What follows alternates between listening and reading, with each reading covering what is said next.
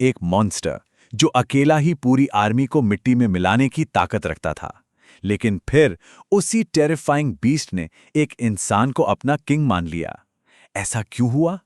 आज के इस डीप डाइव एक्सप्लेनर में बेरू की अनबिलीवेबल लॉयल्टी और सोलो लेवलिंग की इस सबसे डार्क, सबसे इमोशनल आर्क को डीकोड किया जाएगा।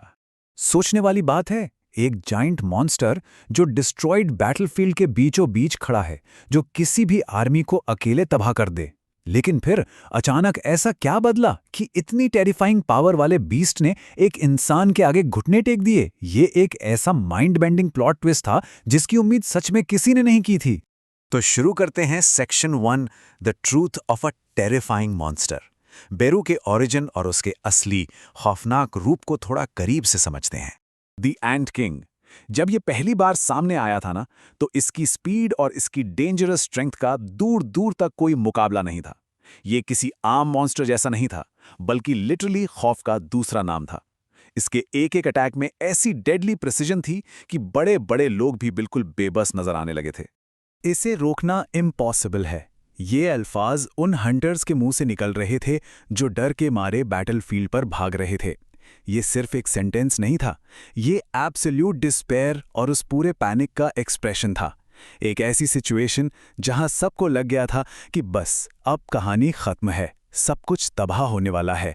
लेकिन हर डार्क स्टोरी में एक टर्निंग पॉइंट जरूर आता है। Section 2, entry of the shadow monarch. यहां आकर वो पैनिक वाली वाइब एकदम से शांत हो जाती है। बैटलफील्ड पे एंट्री होती है संग जिनवू की, बिल्कुल शांति और काम कॉन्फिडेंस के साथ। और वो अपनी वो आइकॉनिक लाइन बोलता है, मैं हैंडल कर लूंगा।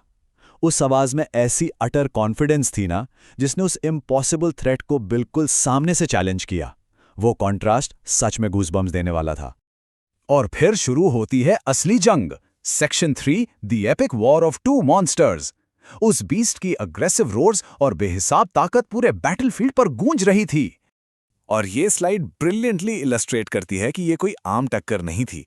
ये फाइट दो एब्सोल्यूट टाइटन्स का क्लैश था, एंट किंग वर्सेस शैडो मोनार्क। एक तरफ प्योर फिजिकल डिस्ट्रक्शन की वाइल्ड ताकत, और दूसरी तरफ शैडोज की वो ठंडी, बिल्कुल कैलकुलेटेड और डार्क पावर। ये हाई स्पीड क्लैश इतनी इंटेंस थी कि देखने वालों की सांसें थम जाएं। एक ह्यूमन मॉन्स्टर और एक रियल मॉन्स्टर के बीच हो रही इस बैटल ने सच में एक अलग ही लेवल का स्टैंडर्ड सेट कर दिया था। एकदम एक्सट्रीम डार्क और सिनेमैटिक एटमॉस्फेयर, जहां पावर अपनी पीक्स पर थी। लेकिन इस एक्सट्रीम वायलेंस के बाद आता है सबसे emotional pivot. Section 4, arise a new beginning. यहां एक्शन की पेस एकदम स्लो हो जाती है। जमीन पर वो टेरिफाइंग एंट किंग पूरी तरह से हारा हुआ पड़ा है, और उसके चारों तरफ एक डार्क पर्पल ब्लैक शैडो फैलने लगती है।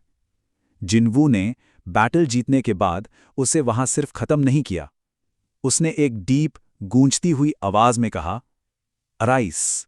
और फिर उसने उस बीस की शैडो को एक्सट्रैक्ट करके अपनी आर्मी में शामिल कर लिया। लिटरली एक ब्रेथ टेकिंग ट्रांसफॉर्मेशन। और फिर वो मोमेंट आया, एक लंबा ड्रामेटिक पॉज, और सिर्फ 2 शब्द, माय किंग। वो वर्ल्ड एंडिंग बीस्ट जमीन पर घुटनों के बल झुक चुका था, और उसने अपनी अल्टीमेट लॉयल्टी की कसम खाई। इस एक सीन ने एक बेहद रूथलेस विलन को एक सच्चे, डिवोटेड साथी में बदल कर रख दिया। यहीं से शुरू होता है उसका नया सफर। Section 5, the most loyal and dangerous shadow. अब बेरू की कहानी एक नया ही रूप ले लेती है। इस जर्नी को अगर क्रोनोलॉजिकली देखा जाए तो सच में अनबिलीवेबल लगता है। फेज 1 में वो एक रूथलेस एंट किंग था, फेज 2 में एक डिफीटेड मॉन्स्टर, फेज 3 आते आते वो एक शैडो सोल्जर बना, और फेज 4 में जिन्हू का सबसे लॉयल प्रोटेक्टर। एक अल्टीमेट एंटागनिस्ट से एक डिवोटेड फॉलोअर बनने की ये टाइमलाइन बहुत ही कमाल की है। पर इस बात में कोई डाउट नहीं होना चाहिए कि लॉयल होने का मतलब वीक होना है। आज भी बेरू दुश्मनों को ऐसे इजीली डिस्ट्रॉय कर देता है जैसे वो कुछ हो ही ना। वो शैडो आर्मी का सबसे स्ट्रांग और डेंजरस सोल्जर है। उसकी वो सेम टेरिफाइंग स्पीड और स्ट्रेंथ अब एक बिल्कुल नए मिशन पर काम कर रही थी। और उसी कैरेक्टर आर्क की वजह से बेरू सोलो लेवलिंग का सबसे लव्ड शैडो कैरेक्टर बन गया।